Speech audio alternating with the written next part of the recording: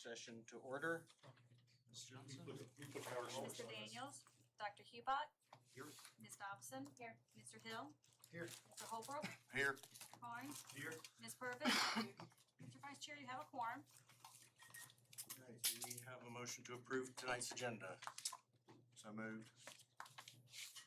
Holbrook, have a second? Second.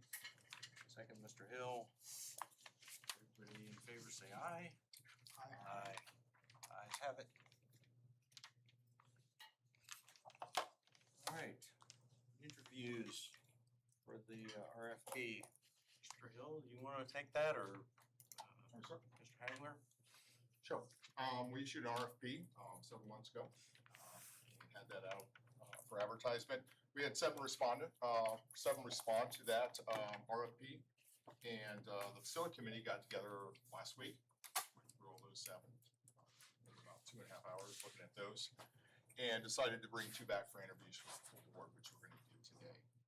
So we'll have two people in today, about 15 to 20 minutes presentation and questions for the board.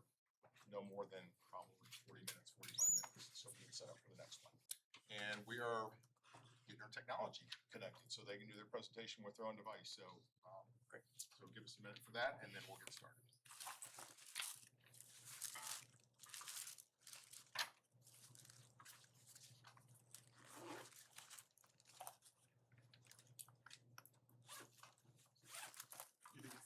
Yours is working, right? Yeah, it works with ours. I think it just. It's recognized, it's just not. All right, let's try it now that you have it plugged in. Sure. Oh, whoops, one. See how close the big file on there. Attachment. Go ahead and put it back in. Yeah. 52 pages. One page of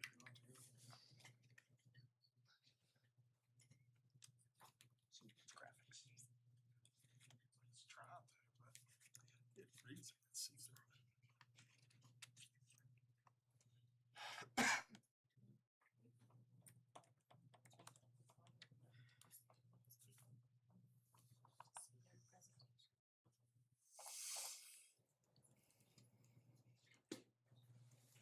Do you, can you pull it up? Is it like software? Can you use like a browser? Oh, I can put a browser. I can do it on a browser, why? It's just a PowerPoint. It's a PowerPoint. Just do it in Oh, PowerPoint. you know what, I gotta, yeah. I have a printout. Just put it on. I just was trying to remember. There we go, Rob. Mr. Hagler. If you want to send me your, Yes, sir. can you email me your PowerPoint? I can. And then we'll just put it on. Let's put it on my computer, okay? Really do that. I think so. Whatever you put on that one, they can advance with mouse. Yeah, got I it. looked at this before, so this is MGT, this guy, these, Yeah, it was June 4th, Mr. Hagler. I got it. Works. Shoot. Did this pop up? Yeah, switch back to our. Oh, goodness. I was like, yes, success.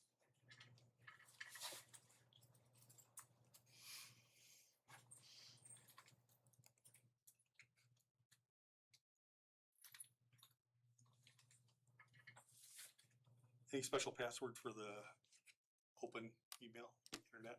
No. Okay.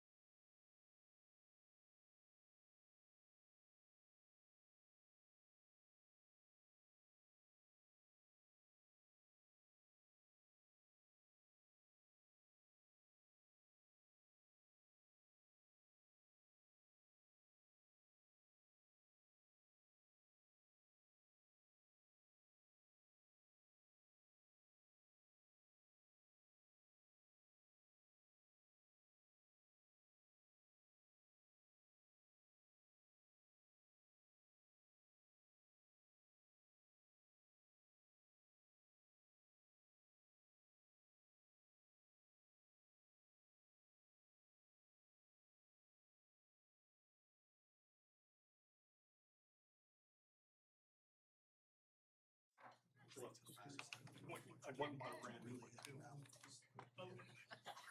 I cracked. So, no, listen to the time. Oh my goodness. Is that? I think so. All right, technical difficulties, so, 10 minutes into it, we should still have plenty of time. Closed it. Should not have done. It's on that screen, but no, Flips on no. Upgraded all of our technology. It shows. Oh. Holy Not our cow. normal system. So that was an upgrade? So heck of an upgrade, Well, man. I'm just Yeah. saying, I think, you know, it's not totally their fault. It's a We're all euphemistic learning term. There we go. All right. Move quick. Don't There we touch go. anything. Don't move at all. We- Yeah, don't. Yeah, no, I move. So do we need to vote to give them the extra 20 minutes? 'Cause We it's should our still, we should technology? still have, we'll see how this goes. We should have time. The next one, the next one is really at 4 o'clock. And we gave about 15 or 10 to 15 minutes of break time in between, so we should be okay. We'll get through this PowerPoint presentation real quick. You all have already seen the RFP response. Okay, good. Just kind of an overview. I'm Lauren Woods. Thank you, Randy, for introducing. My colleague Rob Tanner and I are here to represent our firm on this project. We'll do the introductions about MGT and understanding what's going on, the scope, engagement approach, project examples, and then we'll get into your questions. Because that's the biggest part, right? There I am. Oh my gosh, great headshot. That is great. I'm wearing the same outfit. Not normal. Normally wear the same shirt and jacket. Yeah, my name's Lauren Woods. I've been doing this for 20 years. I did not start out of college. I started it I was middle-aged. I was an accountant early on out of school. Imagine me as an accountant. It's great for when it was time to do the audits. The auditors did not like me because didn't like having upbeat people there. Didn't make it enjoyable for them, I guess. And then I was in corporate operational analysis, where I started understanding the spatial part of that tabular information and how the supply chain within our company. We had 7,800 employees with manufacturing plants throughout the U.S. and this is in the late 90s. GIS was starting to really kick in at that point. And as a person not in GIS, finding a free disk and understanding that you can do these things, giving people other analysis. So the things that we're doing now that I do with my team, we do throughout the country, is something as simple as what I was doing 30 years ago, 25 years ago as a dad, figuring out where kids are in a football program so we can figure out who needs rights. I just thought that's a great, here's a question we can answer. GIS helps us with that. I've been working with MGT since 2022. I was a partner with Davis Demographics for 17 years. We merged with MGT in 22. Before that, I knew Rob as Rob, and I'll introduce Rob now because it leads into Rob. Rob Tanner, my background is in facilities for schools. I actually started out, I'm a master electrician, got into construction management, built multiple schools all over Kentucky, Indiana, Tennessee. And then, thought I'd get smart, go back to school, got my degree, ended up being operations director for my local school district. I say now that I'm a recovering operations director for anyone out there that has ever done that work. So I think it's good perspective about MGT. I've been with them for 6 years, and so I've been doing this all over the country for the last 6 years. But I think it's important, what differentiates us is that a lot of us have sat in the seats as well as school district administrators. There's folks on our teams that are teachers and have been teachers and principals and superintendents and everywhere in between. So I think that's important for that. And we have a great bench. There's a couple of the folks that have been working on this particular thing, but we'll talk more about MGT at the next slide. But do you want to introduce the two folks? Yeah, so the folks that'll be helping on this project, Marcy Horner is a former school planner from Idaho. She still is in Idaho. She hasn't left. She worked with the largest school system in Idaho, has now been with us for a little over 4 years. And she's been involved with all of the major rezoning projects that, from the work that she's doing in Austin, currently doing in Austin, to Madison Metro up in Wisconsin.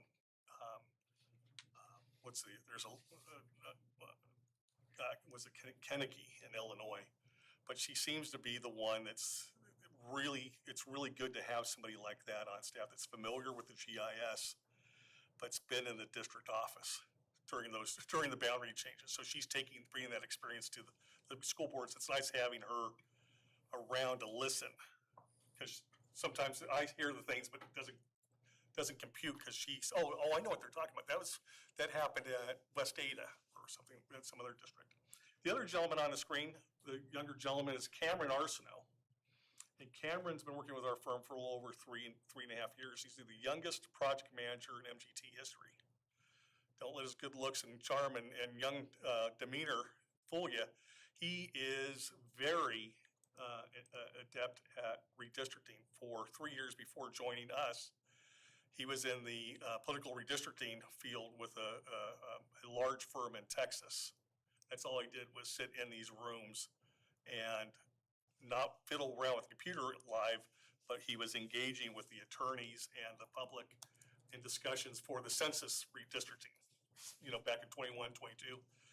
So it's good to have him on the bench, because sometimes we're talking and, he'll think of something, I'm go, oh my gosh, I never even thought about looking at it in that way. Other aspects that sometimes in education, we sometimes forget to look at. Anyways, great bunch of players, but that's just a handful of us. In our GIS line, there's 25 other people in our GIS shop. That's a growing industry. We all know that. If you know GIS, it's a growing industry with regards to indoors, facility planning. You need to have more of a spatial element to all of this. Rob? Just MGT as a whole, we're going on 51 years. It was started by educators who wanted to help other educators. And so that's really what we are at heart. We're now over 1,200 staff in just any imaginable avenue in education, state and local government. That's kind of our key. We're into social impact solutions. And like Lauren said, there's 35 or so folks in GIS. We have another 10 or 15 in just 2 facilities alone. And so we have a deep bench to help you. And we'll talk about it a little bit later. We've done quite a bit of work here in Virginia, right here close at Roanoke, Lynchburg, Danville, Prince William County, Fairfax. I'm probably missing a couple. So we know Virginia pretty well. Yeah. So. Well, why does this matter? Why does this plan matter for you all? Your RFP was clean and concise. We've seen plenty of RFP that are sent out that are like books, and it's a lot of filler, and then that one sheet says everything. You have 3 paragraphs. I think it says it all. Making sure that we're looking at a balanced population. Making sure that the distance modeling, running a network analyst to see, okay, this scenario, how far is the driving distance for most of the kids, right? Or how far is a travel distance? Making sure the alignments are contiguous. In Rob's state, we worked with a client that, they were dealing with maps and doing it with a pen and not really tracking the physical population. And so at some points they had 13 non-contiguous areas. It was a very large school system in Kentucky. And once they relined and rezoned, they saved themselves $35 million in transportation expenses immediately, because they were able to make decision-based distant modeling. Oh, this makes sense. Why are we going over here? Oh, we didn't know. We just did it because that was an apartment complex that had a lot of kids, and this school needed kids. So they were hauling kids halfway across the county. It's great for a stopgap if you're building a school for those kids. It's not good when it was for 15 years. You can imagine the continual expenses. The other part is making sure in this process, you're keeping the continuity of the neighborhoods. So as we're driving in, we're making notes of where we are, what things look like. Looking at the apartments, what do you call them? Every city apartments. Every city apartments. I don't know about you all, but do you drive around and you see the neighborhoods and stuff? And if you start seeing a lot of late model cars just sitting around at 2 o'clock in the afternoon, or 9 o'clock in the morning in neighborhoods. What's that tell you? It tells you that a lot of people are working from home. Thank goodness for high-speed internet or different work style, you know. But in our case, when we see that, we see, oh, wow, where are the kids gonna come from? Because this doesn't look like they're producing a lot of families. You know, and so what we do is we try to go through and plan out with you all, because you had a list, you have 3 items, so you want to make sure that you're following. We make sure we follow this, make sure that we have the balance with the middle and high schools, because you have 3 of them, right? 3 of each. Well, you go 11 to 10, that makes it an interesting ratio now, right? So something's not going to flow evenly. We got to figure out how do we do that well into that process, because one of those elementary schools is, you know, you got 3 middle and you got 10 elementaries. We know math, right? That's not an even number when you do the divisible, right? It's 3 and a third. So we got to make sure that when we're doing that, we're keeping that continuity, if that's the case, to make sure that balance, but the public knows why it's set up the way it is. You know, making sure that you have the subdivision representation. You don't want to be splitting neighborhoods, right? Unless the neighborhood has some type, it's like a big, huge master plan community that has this way too many kids that you probably needed a neighborhood school, but it's too late. Sometimes there's that situation where you start taking a look at the neighborhood and go, wait a minute, half of this neighborhood's aged out. So yeah, you could split this neighborhood in theory with an explanation. This part of the other side of the neighborhood is 15 years older than this side. That side has almost 0 generation. This side has 0.4% or 0.4 kids coming from each home, right? So being able to also, you know, it's a scientific method, right? We have a question, we're going to, you know, test it, and then, you know, answer that by sharing the people the method of how we got to that point, sharing that data through a scientific method. Make it know that. Our approach is typically, in most of these, in the studies that you see in the other districts in Virginia, is we do a full forecast. Internally do a full forecast. We do a GIS analysis done on school site. This process will also be done on school site. This is an example of what our process looks like and when we're doing a report for a client that doesn't have the availability to have GIS like you all do. You've already done your forecasting, you already have your GIS. These are just examples of what we're going to do. Some of these details will be relevant for you all in your study. We just have to take your student file that will be part of the project, the subdivisions, and create what we call study areas to help you all when we start doing redistricting. We can then start moving subdivisions around without affecting huge populations of the district. Again, other examples, when we're doing this, Rob, you know, Rob and I Rob's our capacity utilization person. He's been doing this for decades. What they say, 100 years of experience right now? I feel like it sometimes. But the idea is, you know, not just that we have the numbers, but how does it relate to the capacity? Yeah, and if you go to the next slide, Yes, sir. we would definitely want to take your capacity numbers, but more importantly, what your methodology is for gaining your capacity. Oftentimes, we'll go places and, you know, you can ask 10 different school districts how they calculate capacity, and you're going to get 10 different answers, or maybe more, actually. So we kind of have a standard methodology, but that's our methodology, and we want to work with you to make sure that we're verifying your numbers, provide some ideas, and make sure we get good capacity numbers. We do believe that it's a decision. Obviously, there's a certain amount of number of rooms, but if you have different programs that you want to or different initiatives, they all have to have space. And so sometimes if that school was built in the 1950s or 60s, maybe it doesn't have a space for a mental health counselor, so you're going to have to use a classroom. So do you count that classroom as capacity for that school, or do you not? And so those are the kind of conversations that we'll have when we go through. A newer school that's built, you know, since 2000 or more, it might have an OT, PT space or mental health space or some kind of breakout room that you don't have to use a classroom. But you don't want to penalize that older building and make it seem like it has more capacity than it actually does.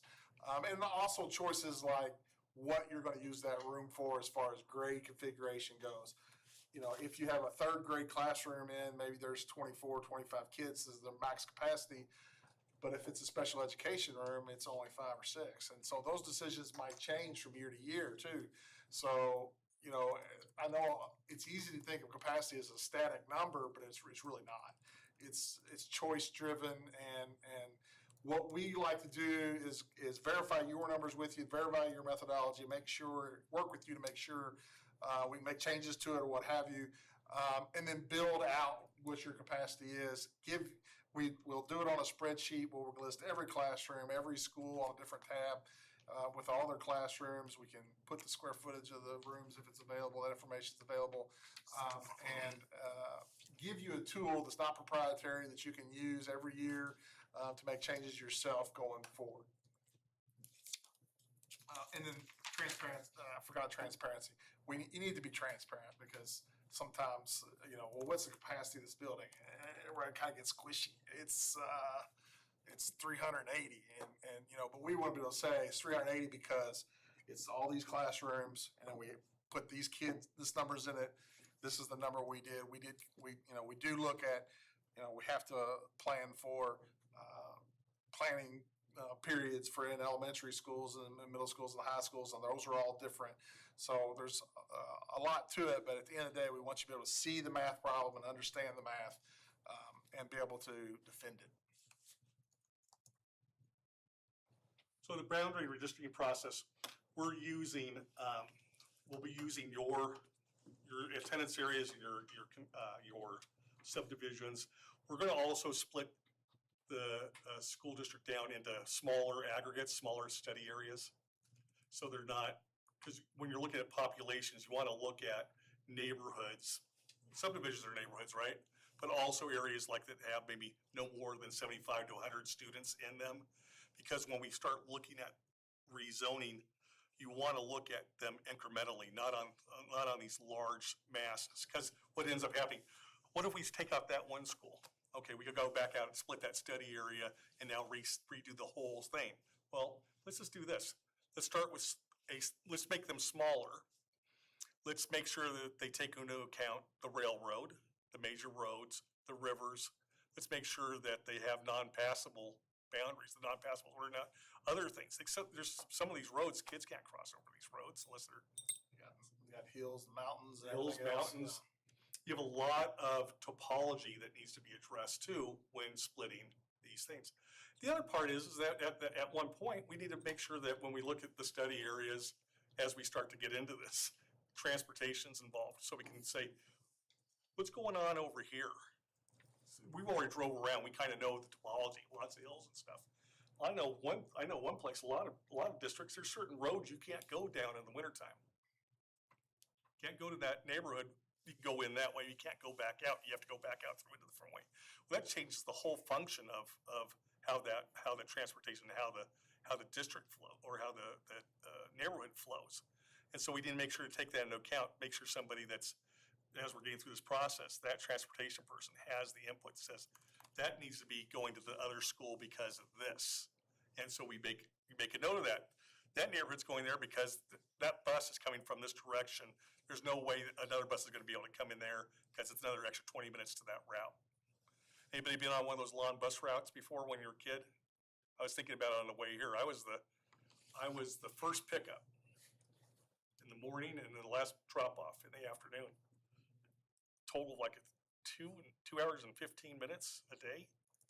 It was before Wi-Fi. This is out in the country. It was before a lot of things. Oh, man. Some buses had air conditioners, not ours. Anyway, I think about that. I take that into account. I think about it. I view things when we're doing these. I view them in the eyes of the kid that was going to school. I remember attending school with portable buildings for the first time. And it's especially important when we're talking about different segments of your student demographics. When we talk about special education and those things like that, oftentimes special education classes are put where there's room, not necessarily where the need is. So be able to geocode your students where they live and where the program should be, because obviously those students are more vulnerable and should be on the bus as least amount of time as possible. So we can take the data with these students and be able to look and see and check and verify, is this the correct place for this program or for this Well, classroom? heck, hotspot it, and you can show where, hey, we may need to add 2 more classrooms to this area because of, it's just, the population's a little more dense in this area. The kids for whatever reason, there's more independent study kids or more 504 plan kids in this area. And,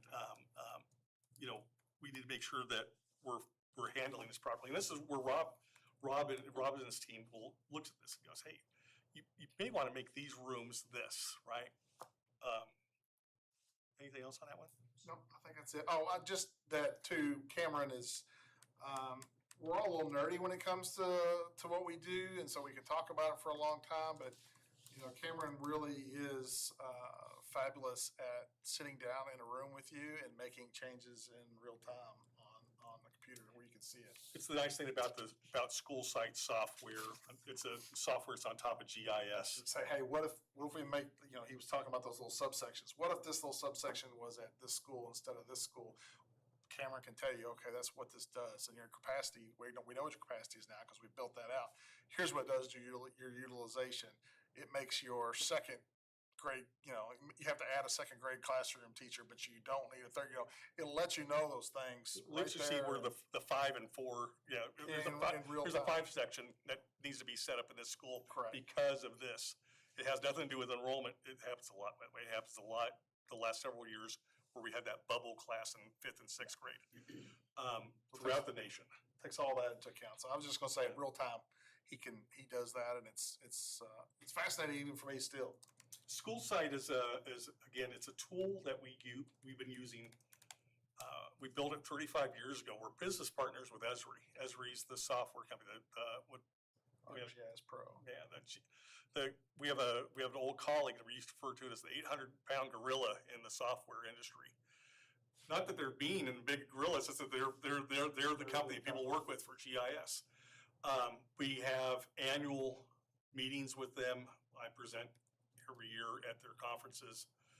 Our developers are on weekly calls with them with meetings on development, with it, whether it's GIS indoors, instant mapping, school site, or anything else. We have other things that are going on. That's why we have a big shop at GIS. But allowing us to have that interaction with Esri, and the development is in our house with our own developers, people will say something, ask us a question. When Rob was in facilities, he would call and, hey, can we do this? Yeah, we can do that. Give us a couple weeks. Suddenly, it's all implemented, and we introduce it as a new fix and share who shared it from what district, and this is why it works. Things like that. But being able to do things on the fly, building that data, having that GIS, the geocoded kids, having the neighborhoods broken down, having the study areas set up, allows folks like Cameron and myself to go in and start being the wizards of redistricting like it's nothing on a computer. But we know it's not nothing. There's 80% of the work has already been done behind the scenes to get us in this state.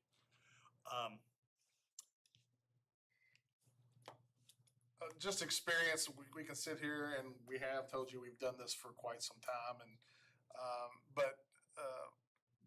one of the things that we pride ourselves is that we have long-term partnerships with school districts.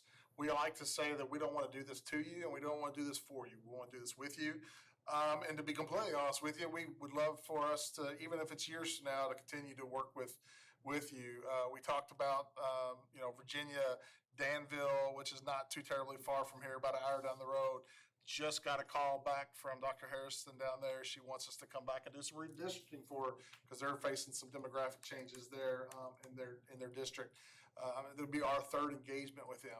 They say that copying you is the ultimate form of flattery. Well, asking us to come back is how we're flattered because we know that we've done a good job and you like what we did and you've asked us to come back.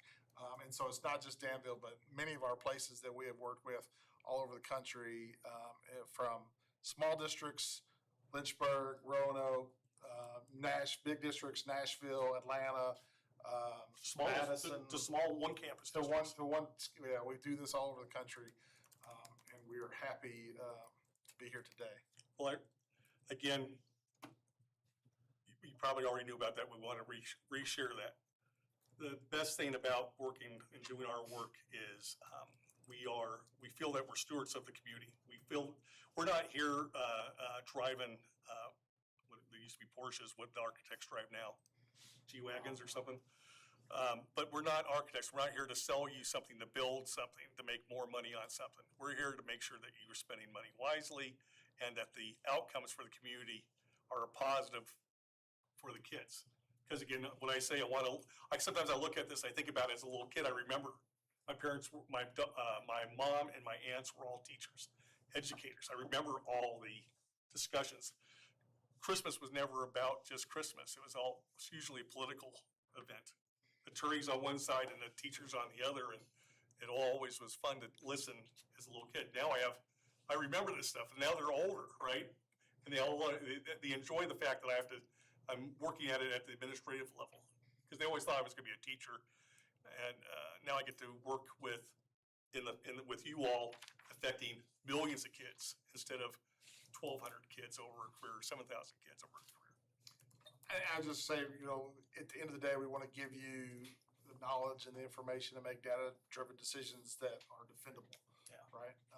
Because I remember getting the questions, well, why did you do this and why did you do that? And so letting, to be able to make those decisions based on the data, to make them defendable is what we're here for, and ultimately help the district, the community, and the kids. Well, Randy, I think we sped through that as quickly as we could. Yep, thank you. I'm gonna turn it over to board members. We got over 2 committee members, but for anybody, we passed out your RFP response. And Thank you. Open it up for questions for any of the board members that are up here. I don't know why everyone looked at Please. me. Everybody was looking at Stephen Hill. Oh, So I do have lots of questions. Brace yourself. There you go. He foreshadowed. Yep. Stephen, we do want to get out of here by about 9 o'clock. I'm a All right, so in reviewing your proposal that you gave us there, I've got specific questions about a couple of elements in your proposal. On page 1 on the cover letter, you reference future housing developments as a key factor in redistricting processes. How do you validate future housing projections in Bedford County, particularly in growth areas, to ensure the boundary recommendations are not overly optimistic or overly pessimistic? Because we are, we're a growing community in certain areas, but we're also at any point in time, the bottom can drop out. And, just because you got more development doesn't mean more kids. So, you wanna? Yeah, so on the RP itself, the response to the RP, we took into account that we're going to be using or vetting the forecast that's already been provided. In our studies, when we're doing our research, we go and do residential housing development, boots on the ground. People actually will come here. Maybe Cameron would be here. Cameron would be here along with another technician. Technician would drive and Cameron would be taking notes, but the idea would be to actually, what kind of Rob and I were doing on the way in, taking pictures and IDing development and making some assumptions based off of other districts where we've seen the same type of build, but also then overlaying the kids on top of those developments to see what the yield factors are. Because I'll tell you the secret. It's not hard to do a student generation study. Put the kids on top of the homes to see how many kids are coming from those type of homes. You query the type of houses to determine your ratio. There it is. Job's done. I sold you guys. But that's really it. GIS makes it that easy. For us, it's just validating what did the district provide in the forecast. How did they get to those numbers, and what might have not been part of that? And maybe address that while we're doing rezoning, because I'm going to tell you, my colleague Cameron will find something and say, you know what? I think you guys might be missing this, or you're assuming too many kids from this based off of these things. And he'll make a point to share that as we're doing this process, so that someone says, we need to have that in there because I have all these kids. He will say, what he thinks. It's just, he will say what he thinks. He will tell you without being harmful or being mean, but he will tell you that is incorrect or this is correct. I'll tell you the whys. You know, in past performance is always the best indicator Yeah. of future performance. So looking at developments that are now up or have phases that are now open, we can overlay those students through GIS on there. We have great mapping software, so we could go back and look at things last year or 2 years ago or 3 years ago, or even 5 years ago and say, okay, this was a field. Now there's 40 houses in there.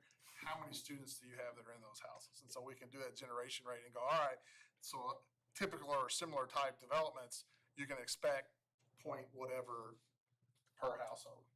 It's nice having technology, the ability to go back and, not Google Maps. Google Maps is fun, but it doesn't give you those quarterly No, yeah, flyovers. we have proprietary software that we subscribe to that gives us every year be able to go back and look at satellite pictures, which is. Or we can or we can ask them to do quarterly flyovers on fast growth areas, because it allows people that have been there, they already know what the housing type is, they already know what that foundation looks like when it's been poured, then they can start calculating based off the new flyover. Or call me and say, hey, that foundation looks much smaller. Because guess what? Remote sensing is part of GIS, and understanding how to evaluate distance and volume from the sky is one of the key components of knowing GIS. Being able to calculate that. Even people, just by the blank, you can tell the difference between an 1,800 square foot pad and a 2,800 square foot pad. It's subtle, but when you look at 1,000 of them a day, it becomes a pattern. Kind of speaking of what you're talking about off software, so you use the proprietary software school site with GIS. Would we be able to retain access to the data and the maps and your analytical tools throughout this project and into the future? It's not part of the RFP, but it can be. We license the software to school systems throughout the U.S. You would have the actual, You'll have everything else. you'll have the GIS map, GIS, I don't know, brain. No, you'll have the feature data Shape sets. files, the You'll have the shape shape files. The software itself is, we've done that before. Was it Rockwood? Rockwood, same situation. They wanted to bring it in and be trained up on it. So we had a GIS project manager come and visit with them and their staff and train them up on and do actual, not only the shape files, but they did the data handoff and how to keep the data Keep up to going date. forward. That can be a very taxing process if a district doesn't have staff on the regular, right? If you have a rotating GIS staff, it's hard to keep continuity with your data. So your proposal referenced many times community-facing conversations and transparency. So will part of your RFP, I don't know if it's an add-on or I didn't see it included in there, opportunities for residents to review and comment on scenarios Sure. before it's being finalized. Yeah, so we'll have, we can share that link if you haven't seen it from Hanover County. Hanover County had the hub site set up for their process for that. If, Randy, did we send that, or was that part of the thing? Was it in there? I have to go back and look. I'll send you the URL when we're Okay. done. But that's what we've been doing. We've been creating hub sites now. The neat thing about that is it's SaaS level access. So we can have a license for internal use that has the student points on it and stuff, but it has to be for vetted personnel because of FERPA issues, right? For the front facing, there's a different one for people to just dial in, go to the URL. They'll be able to look at maps, but not the kids, right? Because you don't want kids on a map. They'll be able to look at that. There'll be a process where they can actually vote or poll in that. As far as like a town hall meeting or something like that, we do that all the time. I don't think that's part of this It just- RFP, wasn't a direct ask, but absolutely we can do that. We've done that. We have very good, matter of fact, we have. Dr. Lance Richards. Dr. Lance Richards, a former superintendent, is very good, and we use, Holly? yeah, we use several, I like to call it, Who Wants to Be a Millionaire type software where you can ask questions and get answers right yeah, yeah. there, you know, on the screen and We, so everyone we knows. use a polling software too during these. Poll everywhere. Poll everywhere. It's quite effective because it's great at, getting everybody's voice, not the loud voices.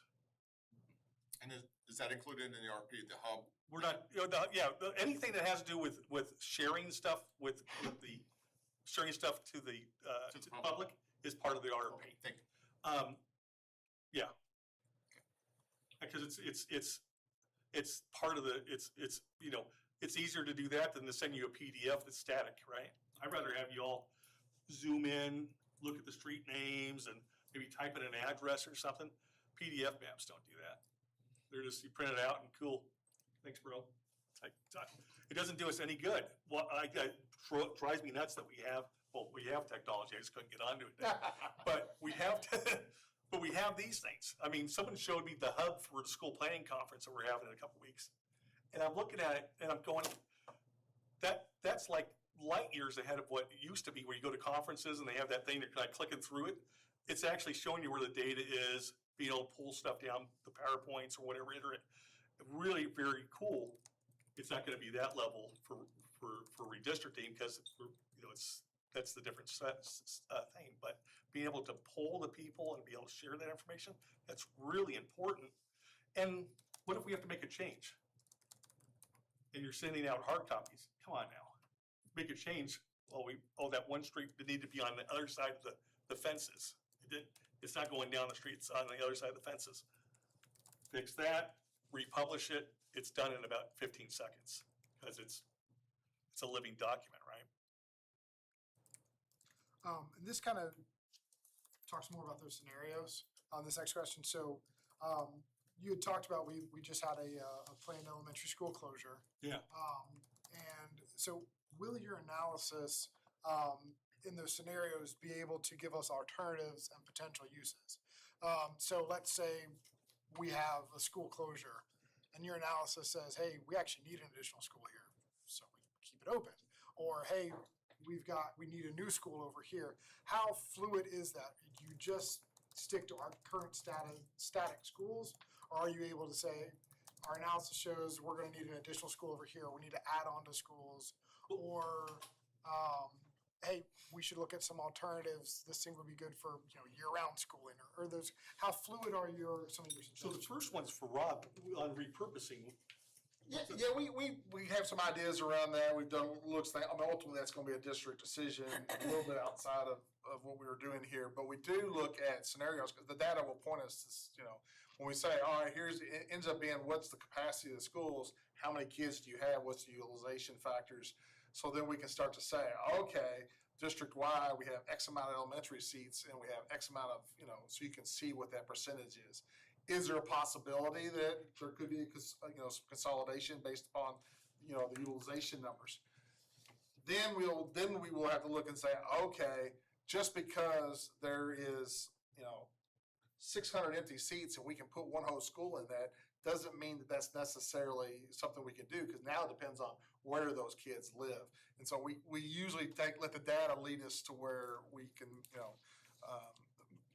take scenarios. There are some scripts that we built that allow us to do an autofill and to see where kids aren't coming from and where they are coming from, but they can't, and it doesn't fill basically you set the pattern. So Rob's got the capacity built in. We can then run the script to run through the process to see, okay, it's filled to this spot, but these areas need a school. He'll actually start highlighting the areas that need that school. Say, for instance, that everybody goes, hey, we're just gonna stick with 550 kid elementary. Well, suddenly what happens? All these chasms open up around the county, because 550 school elementaries are cool for the city, but not for a county where you're spread out in this big geography. Ultimately, yes, the scenarios are gonna be fluid based upon what the data says. Yeah. So when we look at long-term planning, I don't know if you know the history of this, we've been looking at redistricting for about 13 years now. Okay. Everybody has. Right? It's a hard decision, I get it, I understand. 14 years, excuse me. If we're gonna be the board to make this decision, are you able to long-term plan with us? Like, we don't wanna do this and then in 2 years be like, we gotta redo it again. So can you do that? And obviously none of us know the future. Well, I'll tell you, and I love that question. So we work with clients, we've been working with clients, we have several clients that we've been working with for 35 years. To the point that when David Cates, one of our oldest employee, oldest project managers, he's not, yeah, I always say that he's been working since he was an intern at 16. But he shows up to districts, he has his name plaque up there, right? But I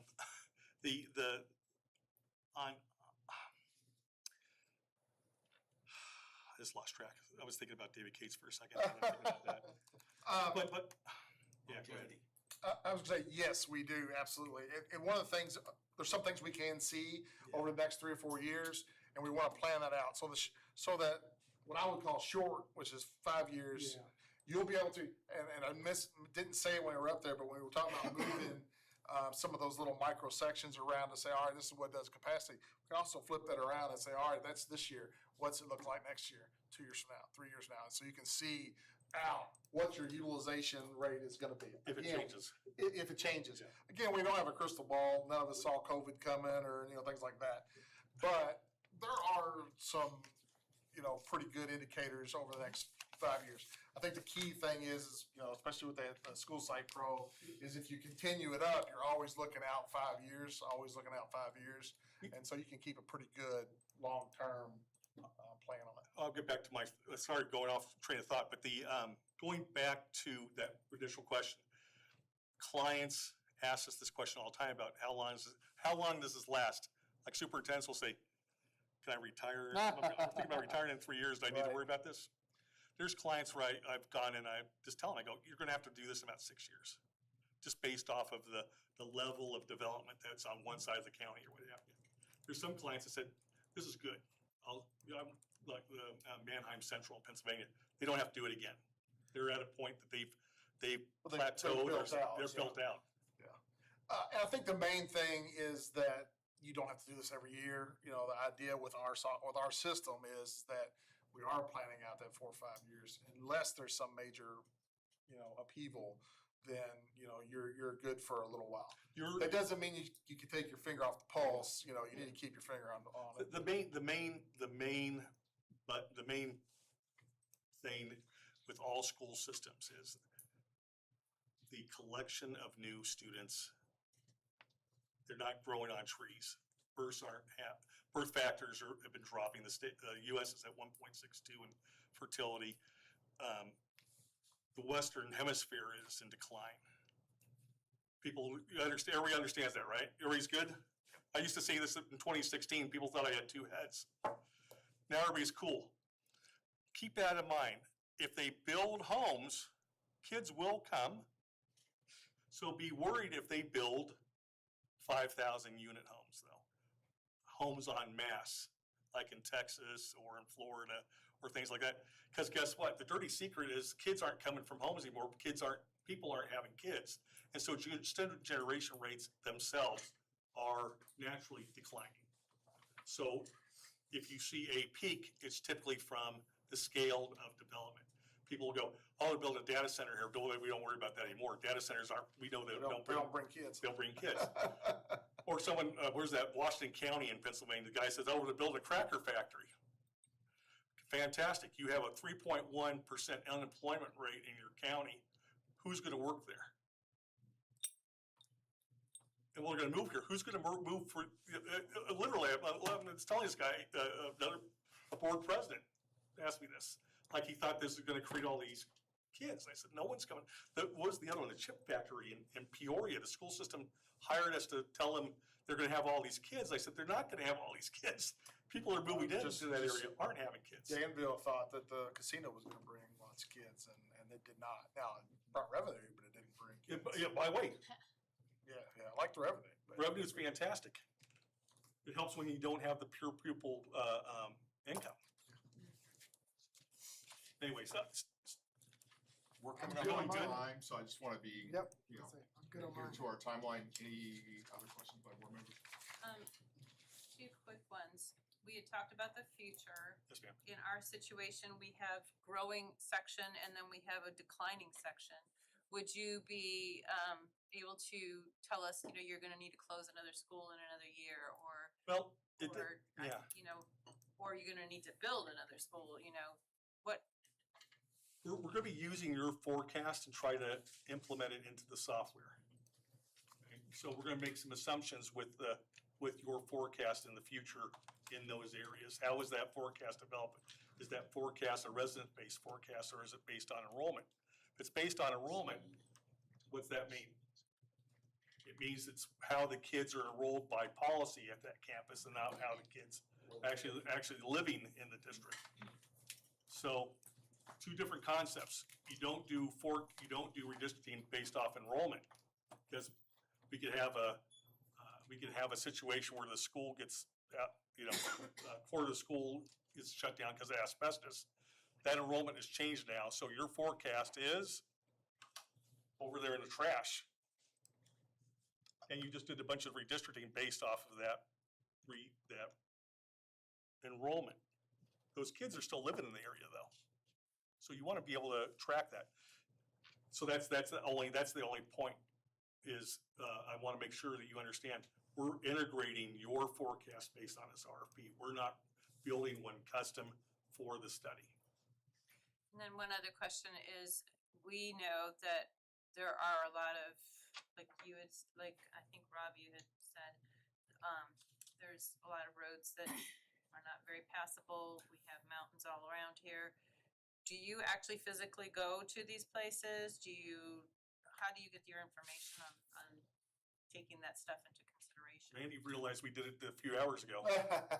And we got behind a tree trimming crew on the way over here. Yeah, we got stuck on the other side of the county. That's why we were running 10 minutes late.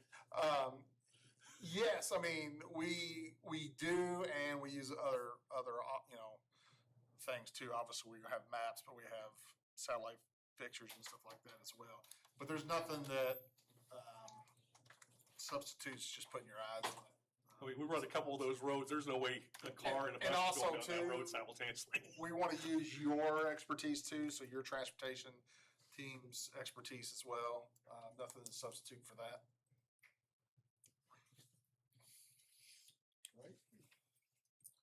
Alrighty, well, thank you so much. Yes, sir. Sorry about the delay at the beginning. But we Yeah. got it up. and Oh, my running. goodness. So, I like to tell everybody, we're a technology company. If the computer's crashing, but, I I'm not the appreciate, technology guy. I appreciate you guys flying in and making the trip here to present to our board and your interest in Bedford County Schools. So thank you so much. Yeah, thank Not a you, problem guys. at all. Thank you. Nice to see you all. Have a good weekend. You off tomorrow, right? Yes. Yes. All right, I text Chris. They are. She said,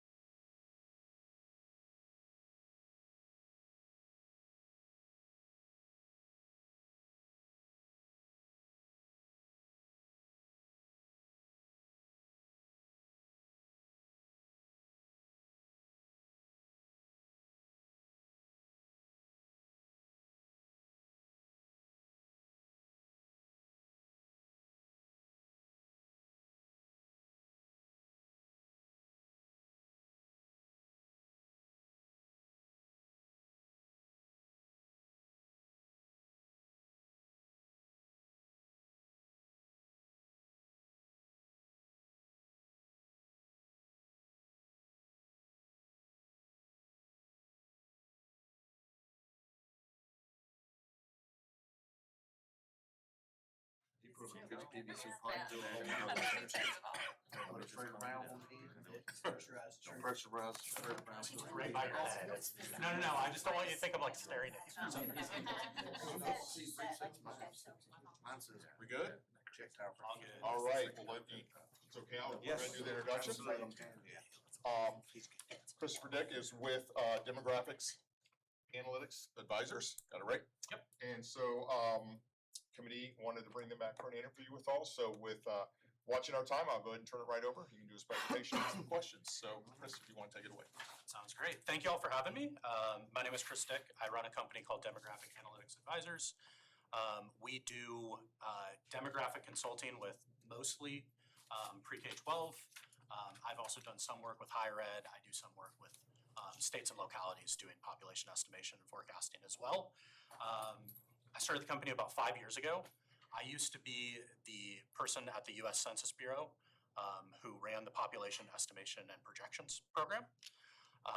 And then worked in tech for a little while and then started this company. I want to go through a little bit of kind of the way we approach things today and other folks that'll be working on the team. Walk you through a little bit of kind of a demo of the way that we would communicate with you all in terms of an application that we have.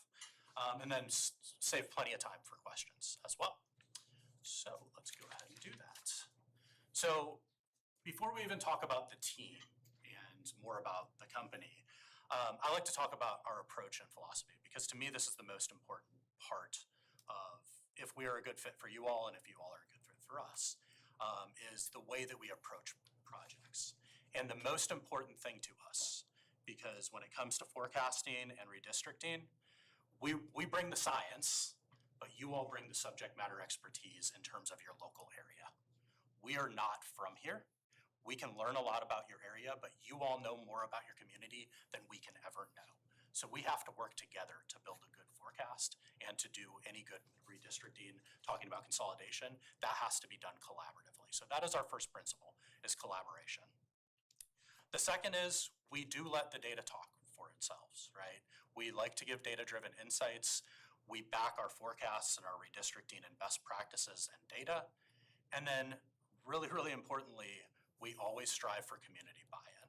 And this is something that we collaborate with all of you on in terms of, whether the decision is school consolidation, redistricting, whether I'm in a place where we're having to build a new school, community buy-in is always key in terms of that process.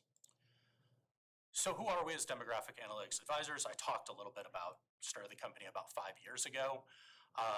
We are a Virginia-based company. I live up in Vienna, Virginia. So it was a nice little drive through the mountains today, or I'm from the West Coast originally, so I have a hard time calling anything that has trees on top mountains. But hills, mountains, whatever you want to call them, it was a beautiful drive down here today. We have broad demographic expertise on our team. I'm going to talk a little bit about the other folks who would be on the team today, who also either have experience at the US Census Bureau or states or local government agencies doing demographic work. Like I said, over 50% of our work is K-12 focused, so we do have a huge focus on K-12 work. I've worked throughout the country. I do a ton of work in the state of North Carolina. Do work in South Carolina as well, Pennsylvania, as well as a lot in the Midwest. A little bit of our relevant experience. I've been working with Brunswick County. Basically, 2 years after I started my company, we do enrollment forecasts as well as redistricting for them almost every year. Brunswick County is one of the fastest growing counties in the country, so they're building schools really, really quickly. We've also done work up in central New York with Horseheads, CSD, where they were actually closing one of their older schools and doing redistricting, so we worked with them on the community engagement as well as the redistricting there. Like I said, I've done work in the Midwest, so Riverview Gardens and St. Louis Public Schools, they're right next to each other. I always talk to folks about St. Louis. That school district back in the 1950s had over 100,000 students. They're down to 16,000 now. They are closing a lot of schools. So we talk about consolidation there a lot, as well as redistricting. And then the other one, which I'll show you a paper that we did together with them, is Olathe Public Schools in Kansas. They are also going through a consolidation process right now. That is a district that had been growing for 35 years. Actually, between 2000 and 2010, built, I think it was 12 or 15 schools in 10 years. And now their population, their school age population is starting to decline. They're talking about consolidation and redistricting. So a little bit about our team for you all. I already talked a little bit about myself. The two other principals on this project would be Beth Jaros and Dr. Ron Prevost. So Beth spent most of her career working in transportation, local government transportation organizations. I know that sounds kind of funny for someone who then worked on K-12 forecasting, but a lot of what she did at this, they call them MPOs, Metropolitan Planning Organizations, is do small level forecasting for transportation planning, which has a lot of similarities to the ways that you do enrollment forecasting at small areas. And then Dr. Ron Prevost is, he's been doing this, I want to say this in a nice way, he's been doing this forever. Ron used to be at the Census Bureau in the same area I was in. I am not lying when I say everything the US government does in terms of population estimation and forecasting, Ron pretty much wrote. And he also used to be the state demographer for the state of Ohio. So PhD in demography, he's been doing this for about 40 years at this point. We also bring on other more junior staff in community engagement, GIS analysts and demographers. I tend to be the key community engagement person for us. Beth does a little bit of work, but we also do bring in other folks to help us a little bit as well. Okay, so let's talk a little bit about the national picture. I don't think any of this is going to surprise y'all, but the school age population is declining. This is not a Bedford County problem. This is not a Virginia problem. This is a national issue. So if we look back in 2020, we had about 55 million 5 to 17-year-olds in the United States. That's projected in 2040 to be under 50 million. If we look at the state of Virginia, these are actually projections that I created for the state of Virginia. We are looking at similar drops between 2020 and 2030, and then 2020 to 2040. And if we look at Bedford County, again, similar, we're seeing a slightly larger decrease over the first 10 years, but then it levels out a little bit. So one of the things that I wanted to kind of make clear when we do this is, even when we're doing an RFP response, we do a lot of investigation about your local community. So I want to say we generally know your challenges with a caveat. Again, we're not from here. We know that. We're coming in. We are often very humble about the fact that we know that we don't know things, and there are also some things we know we don't know. So this is always a conversation that we want to have with the school board, with the administration, to make sure that we are understanding all the issues in your community. But in general, we do know that Bedford County is growing population, but your enrollment is declining. We understand that the population the school age population where it is growing tends to be in that eastern part of the county, especially in the north towards Lynchburg. And we understand all of the discussions around the potential closure of Stewartsville Elementary. So we understand that you all need someone to come in and say, is this the right thing to be doing? Are our forecasts right? And let's also look at the division-wide, the school district-wide need for Bedford County. So in general, the way that we work through this is through kind of a phased set of work plans. Some of these end up overlapping a little bit, but really we like to keep these things in phases so that you all can give us feedback as we're going through it, and so that we can stay on schedule, which we'll talk about as well. We always start with you can tell I'm a math nerd. I never start with 1, I always start with 0. So we always start with phase 0, a kickoff with you all. This is where we talk about the roles between us and you as the district, different criteria that make a good forecast or a good redistricting plan, and then the data plan. And this is really what data that we're bringing, what data we will need from you all, and where we will go out into the community and actually gather data, either from the community itself or from the municipalities within your county and the county itself. The next piece of that is phase 1, which is the actual data discovery. That's where we take that data plan that we had, actually implement it. I spent a lot of this morning actually talking to folks in a district Up in Pennsylvania, where I'm going, I'm talking to each of the municipalities, understand their development plans. So I will go and actually have all of those discussions and make sure that we are getting all of that development data that we need terribly to do a good forecast. The next piece is actually taking those data and processing them. Very important piece of this, but we don't need to get a ton into it. And then we don't just assume that the data that are given to us are correct. We also want to analyze them, quality check them to make sure that we don't see anything weird that we need to go back and ask about. Finally, we jump into enrollment forecasting, and we run multiple different types of models. I'll talk about a few here in a moment.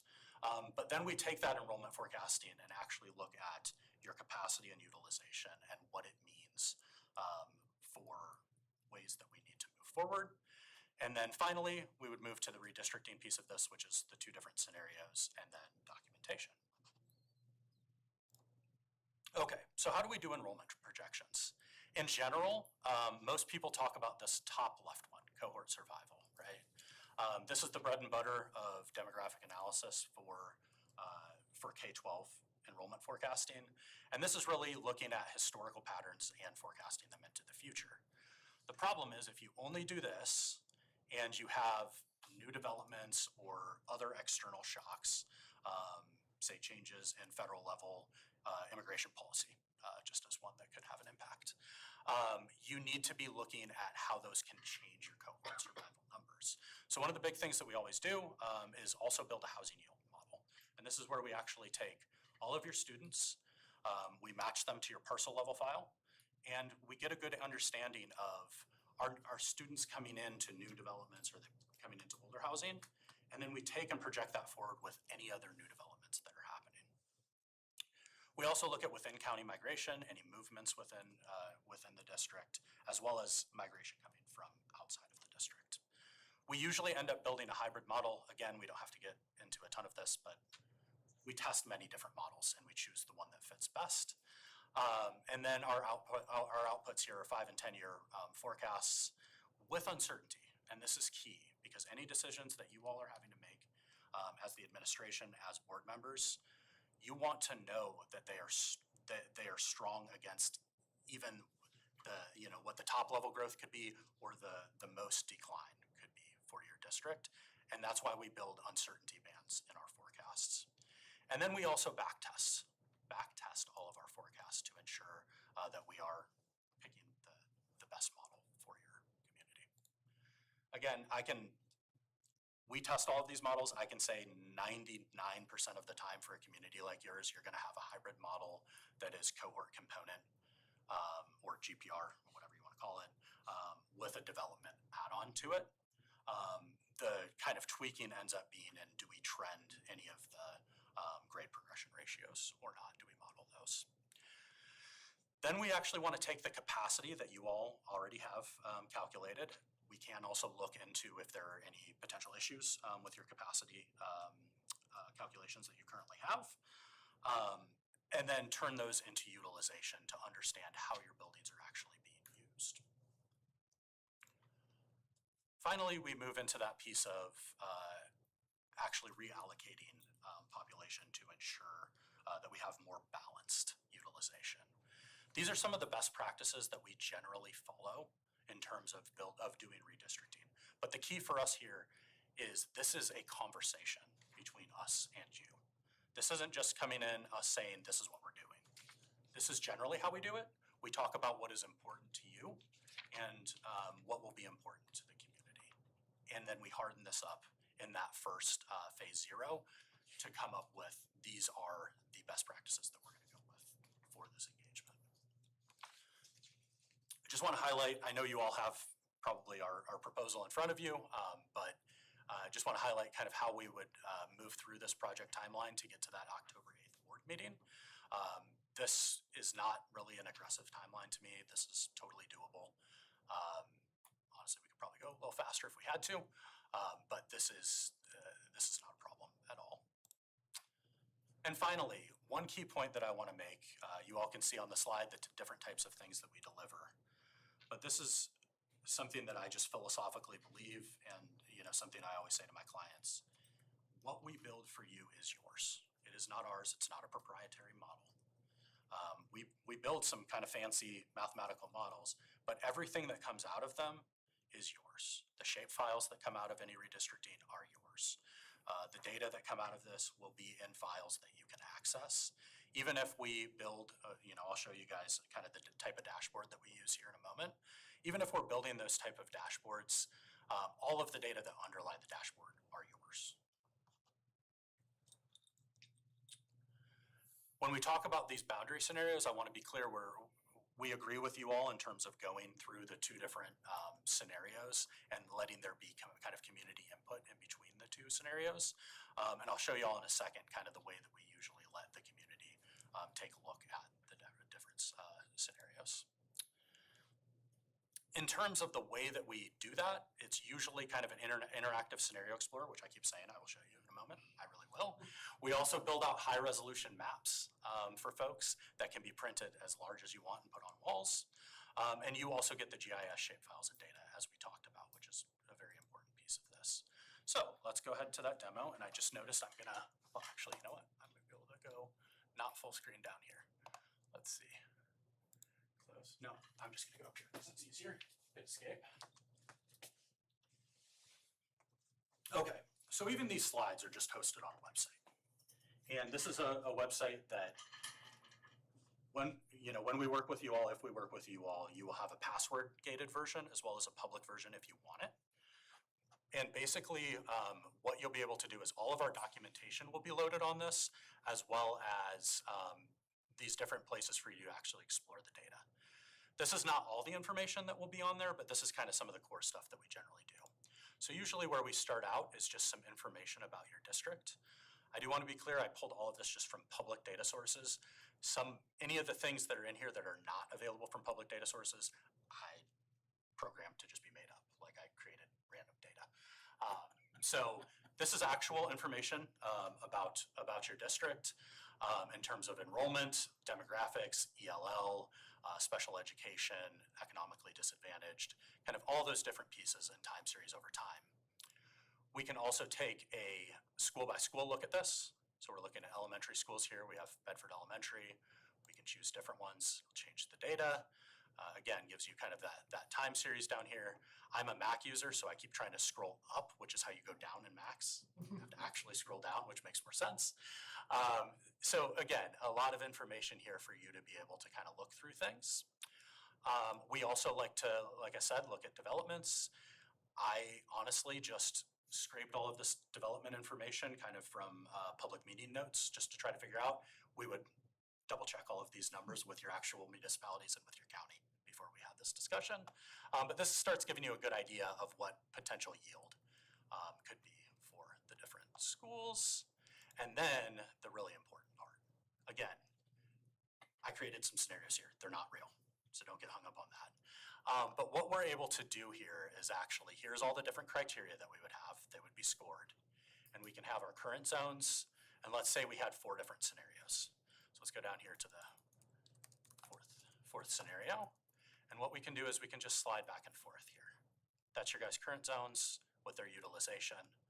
And this is us balancing some of that. And I'm acting like we're drawing it so that they're all very, very balanced here. We're getting an idea of the number of schools that we have, how utilization is changing, the number of students that are being moved. So, we want to know how many students are being impacted here. And then we have additional information on what these redrawing of boundaries does to all of the statistics for these folks. We can also bring in census data for your school district, for your county. We can do this at different geographic levels. Right here, I've just done it at the census tract level. We can understand kind of area by area the growth that has happened over time. And we can host our reports as well. So we're looking now at the demo slide that we just had. If I actually just go ahead and reload this, we look at reports, we can actually see, here's the proposal that I submitted to y'all. We can open it in PDF and go from there. So I'm going to stop there for questions. In general, like I said, the key to all of this for me is collaboration. So if that is the type of project that you all are looking for, collaboration, working with the community with transparency, then it is very likely that I could be a good choice for you all. But I just always like to throw that out there for folks.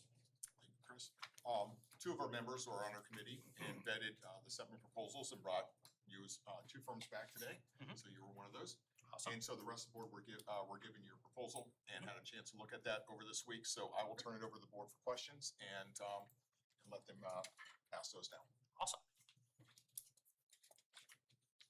I'll go first. I went first last time.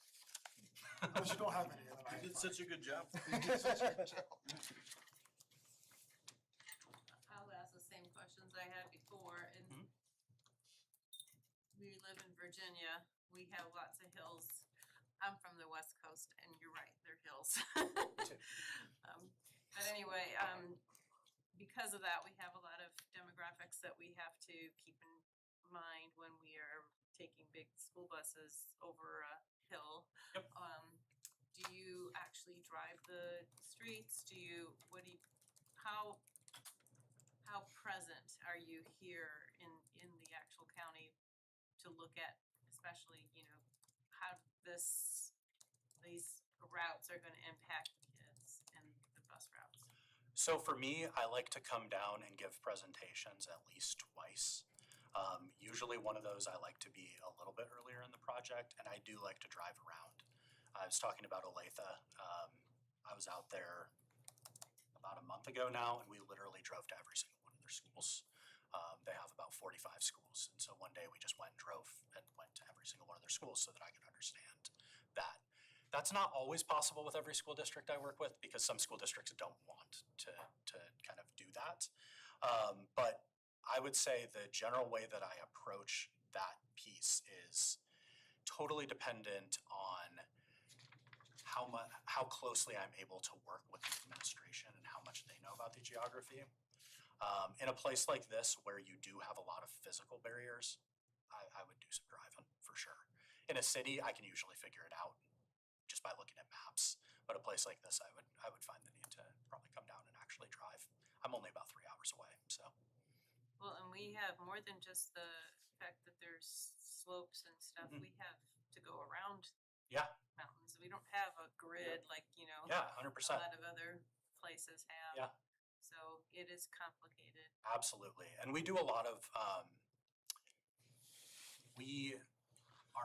the way that we build algorithms for like routing transportation takes a lot of that into account. But you do still have to come and actually see it in some cases to really understand kind of how you're having to go around things and like, oh, you can't actually go over that road with a bus type stuff. And my other question is, when you are putting together the districts and looking at, do you take the districts and choose different smaller sections of the county and then kind of look at different scenarios if we put this one here? Is that how you? put it Yeah, so together? I do a couple things. I always use census blocks as the smallest piece, and so you could think of that like it doesn't quite work in rural areas, but in general in a like suburban area or metropolitan area, you could think of it as like 2 city blocks basically. But that much population, I look at that level of aggregation. So very small, even in rural areas, census blocks. Other people will call them planning zones, kind of the same idea. But another thing that I do when I'm forecasting, I forecast using student level data. So where their actual address is, and I will simulate future addresses as well. So I actually do some point level stuff as well as block level. So very low levels of geography. So in our district, we have a section, like you mentioned, that's growing and others that are declining. So you would be able to tell us you're gonna need to close this school, or maybe in 3 years, you're gonna need to close this school, or you need to build a school in this other district. You'll be able to give us maybe a forecast for down the road as well. Oh, absolutely, in terms of number of students, and then we match that with the capacity that you all already have, as well as, I know you all already have the study for capacity, but I will come in and actually kind of generally audit that because I feel like that's the thorough and right thing to do, and basically say, okay, the capacity numbers that you have, do we need to look at any of them? And potentially have them updated as well. So yes, we would be forecasting out into the future and understanding that utilization. And it would be then a discussion both between myself and the administration as well as the board of what potential decisions would need to be made. It's not always as simple as just like, you're gonna have to close a school or you're gonna have to build a school. It's, here are your different options. So when you say you audit, you're actually gonna physically go into the schools and look at what their the realistic capacity would be, or? What I will say is I will take a look at how it was done. And if that is necessary, we can talk about doing that, going in and actually like walking some of the schools. But it's we have to go in and understand how your capacity is calculated. And oftentimes, you know, from your administration, from your facilities folks, it's already been done really well. So then it's just a question of, okay, what's your methodology? How is it updated? And do we know it has been updated well?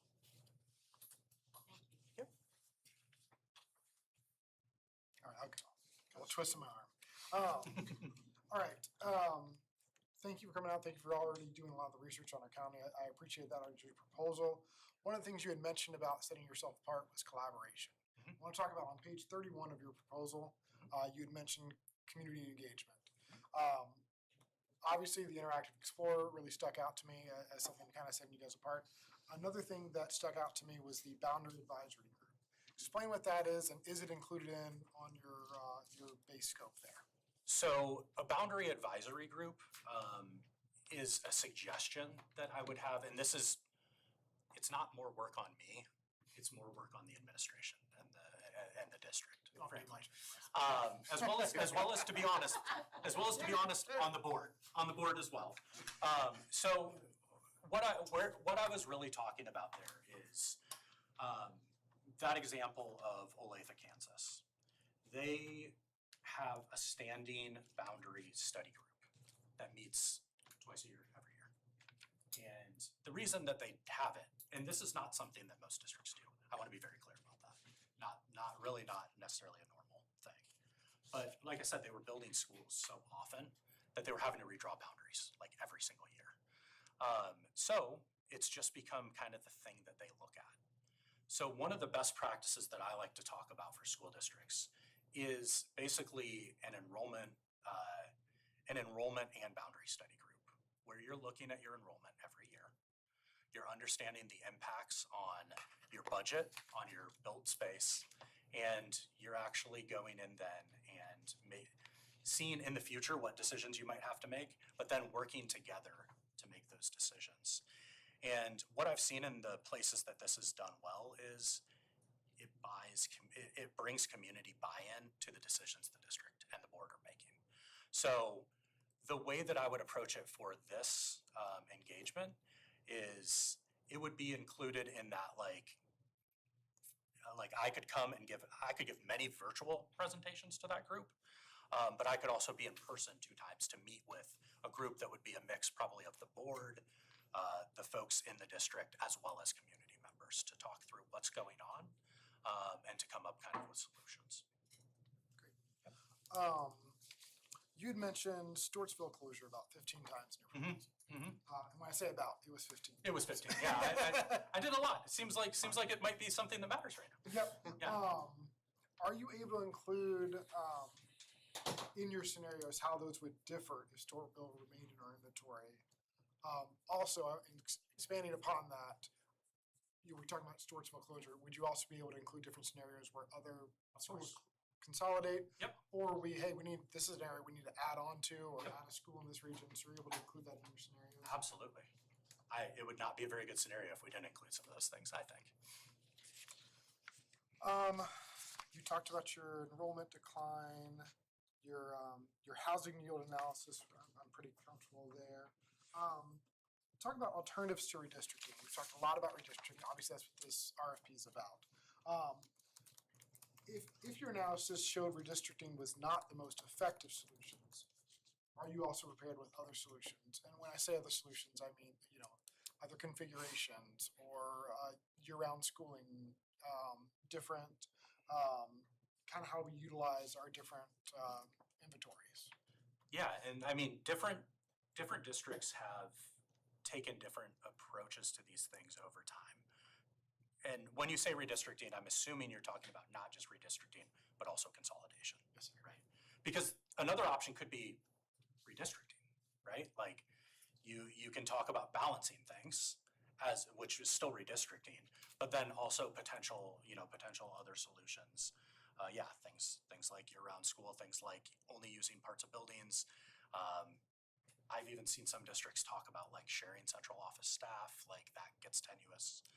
But there are different things that you can talk about. At the end of the day, I am here to bring you best practices and options so that you all can make the best decisions. So we are always open to talking about what those things could be and what the community is most interested in. On page 26, I'm gonna go kind of back to when we talked about community. You talked about your boundary advisory group, the interactive map. What approaches do you believe have been most effective to maintaining public trust through this process? I feel like that's something that we have always struggled with. We've been trying to redistrict for 13, 14 years now, and that's always been a roadblock for us, is running into a public trust issue. So I think there's a couple things. Number one, I think going into it understanding not everyone is always going to be happy. It's impossible.